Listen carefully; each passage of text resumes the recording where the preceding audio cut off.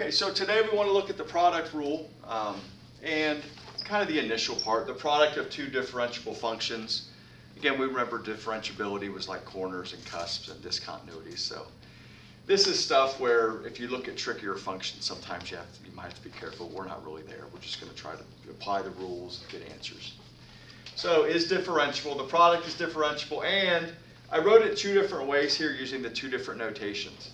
The derivative with respect to x of u times v is whatever u was, like that's a function in terms of x, times the derivative of v with respect to x, plus the original function v times the derivative of u with respect to x. So you take one original times one derivative plus the other original times the other derivative is the formula. Or in terms of prime, the uv prime, which would be the derivative of uv, is u times v prime plus v times u prime. So yeah, that's how that works. So let's look at a few examples here.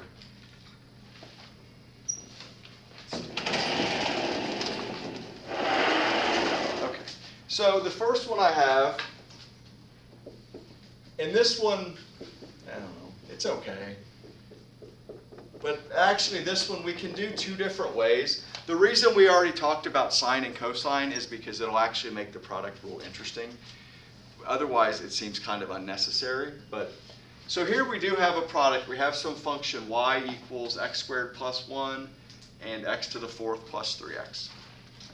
If we're going to use the product rule, so we're going to find y prime using the product rule. What I would recommend for now is that we identify what u and v are, and then we also note what u prime and v prime are, and then we kind of plug it into the formula. As you get better at it, you might not need to do that, but we're not better at it yet. Right? So what we could do, can you see there's two functions here multiplied together? Kind of, yeah, not real hidden. But I'm going to say u is x squared plus 1, and then u prime, well, what's the derivative of x squared plus 1? 2x, very good. And then v would be the other function, x to the fourth plus 3x. And what would its derivative be?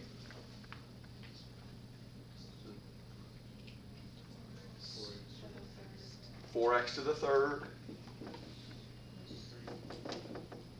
plus 3? Yeah. All right, and then once we do that, now we're ready to apply the product rule. Okay, so we say that y prime will be u times v prime plus v times u prime. And I like to write it like this, kind of in this square, because what you'll notice is you're going to do this. At the top, it's kind of like you cross them up, right? This times this, and then this times this, or would be the two sums, or the two products. So we're going to plug things in here, and we get x squared plus 1, 4x cubed plus 3, plus x to the fourth plus 3x times 2x. So again, u times v prime plus v times u prime. Now, we still need to simplify this. It's not factored. There's a giant plus right in the middle. So it's a little bit annoying now. We have to actually do this. We're going to expand it. So 4x to the fifth plus 4x cubed plus 3x squared plus 3 plus 2x to the fifth plus 6x squared. We go, but that's just distributive property, right? But do be careful and take your time. Make sure you're getting it. Usually when people make mistakes, it's just because they do something that they missed an Algebra 1 or Algebra 2 technique. So here, combining like terms, 6x to the fifth plus 4x cubed plus 9x squared plus 3. So that would be our derivative there. using the product rule. Yes, question? So for when we use the product rule, you want us to expand? Yeah, for this answer, you should expand there. Just because it's not factored would be the thing. Now, we got to use the product rule, correct? But one thing that we're going to see throughout this course is you want to look at the original function and you want to kind of have a lazy mind a little bit and be like, how can I make this problem easier to do? Because this was not very easy, to be honest with you. So let's look back at y again and do this a different way, which you're going to find is much easier. Now, a lot of times you can't do things like this, so we need the product rule. But here, could I just multiply this out now? And when I have a polynomial that I could just take the derivative of? Sure. So now we're done. If you did it this way, you're done. Like, that's the answer. But if we actually take y and work with it first, and then take the derivative, it'll be much easier. So x to the 6th plus x to the 4th plus 3x cubed plus 3x.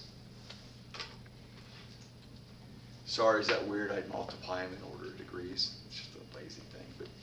So now with this, can I take this derivative? Sure, if you take it, well, derivative of x to the 6th is 6x to the 5th, x to the 4th, 4x cubed, 9x cubed.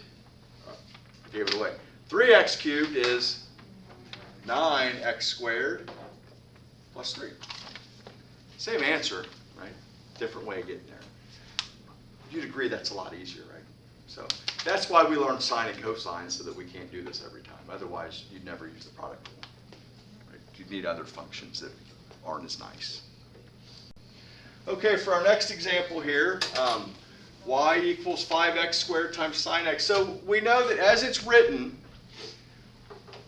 we can't apply any rules besides the product rule here, right? We have I don't have any idea how you would take that derivative without the product rule. But what we can do, and we definitely wouldn't want to use our limit definition, right? That would be terrible. So with this, what I noticed though is I just know I'm going to have to, it's all multiplied, so I have to break it up into two functions. I need to make sure that I can take the derivative of both those functions.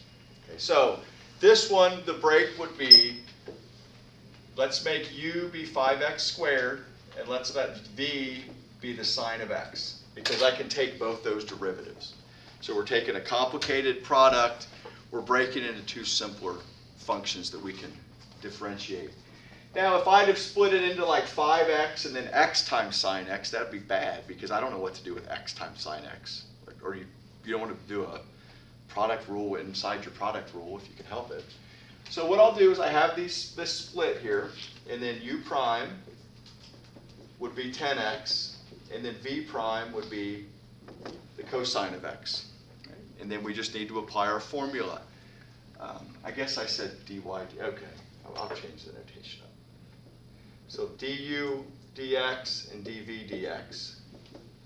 So we get that the derivative with respect to x of u times v, again this means the same thing as prime notation, just want to get used to them both, is u times the derivative of v with respect to x plus v times the derivative of u with respect to x. And then from here, we just need to plug in our pieces. So we get 5x squared times cosine x plus sine x times 10x. Okay, and remember, we can never multiply stuff into a sine function or a cosine function. So to finish it, I would just write everything that's not inside the cosine before it. So 5x squared cosine x plus 10x sine x, like that. That's it. You're done. That's fine. If you ever, if you ever maybe use a computer to generate some of these, it'll do some pretty weird things with trig functions sometimes. It won't be wrong, but they'll do a bunch of trig substitutions. You also could see this as you might factor out the 5x and get x cosine x plus 2 sine x.